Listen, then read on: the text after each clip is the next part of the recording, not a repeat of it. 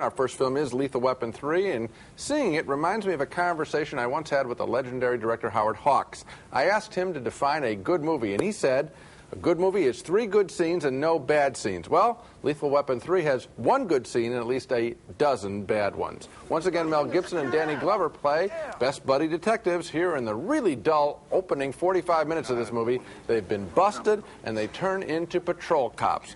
A sample of the dim dialogue here as they bust a jaywalker. Can we speed this up, please? You may have nothing to do. I have things to do today, okay? No, we can't. So will you shut up?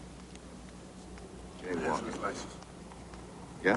License? Jaywalking? Yeah, jaywalking. I don't have it on me, okay? I wasn't driving, okay? I was walking. What, do I need a walking license now? Let's just shoot him. Is he crazy? Get out of the way, Roger. I'm gonna drill him. We can make it look like suicide. Get out of the way. We can make it look like suicide. Video camera. I don't care. I'm still gonna drill him. Get out of the way. Get out of here before my partner kills you. Along for the ride is the albatross around their neck from Lethal Weapon 2, Joe Pesci as Leo Getz. When Pesci isn't funny, you know you're watching a bad movie. It's a big party. Somebody brought a monkey because the monkey knocked over the salad bar. And this guy comes and introduced me to another guy who wants a favor. I got it. I got it. What? I got it. And I remember. You got it. I remember. You remember. Hey, don't do it. Don't let the earring fool you. Okay. A new character is a kung fu fighting detective played by Renee Russo. She dispatches a gang of gun runners led by a crooked cop.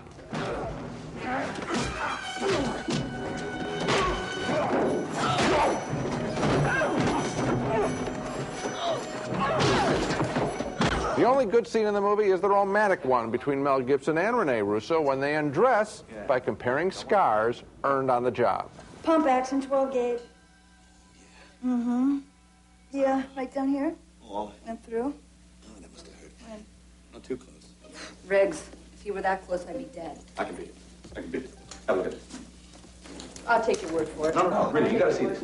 That's cute and it's fresh, but that's it. The villains in Lethal Weapon 3 couldn't be more bland. They are hardly any threat to these characters. There are too few scenes with Danny Glover's family, who are the only vibrant characters in the film, and every bantering scene between Glover and Gibson seems forced, as if these guys, these actors, knew that the third time around their quarrelsome act was getting tired, and tired is a good word to describe Lethal Weapon 3, and what I mean by tired between them, Roger, is we know that they love each other, right? And anyone who watches this movie would know that. So why not write it that way? Why not try to redo the beginning of the picture? It is written that way, Gene. It is written that way. Their bantering is based on love. I think you're completely misreading it if you think it means anything else. I think this movie has 3 good scenes. I'll name the other 2. I love the armored car chase, and I love that scene at the end where they tear up the whole construction site with fire and bulldozers and everything else. Those are good scenes, and I also agree with you.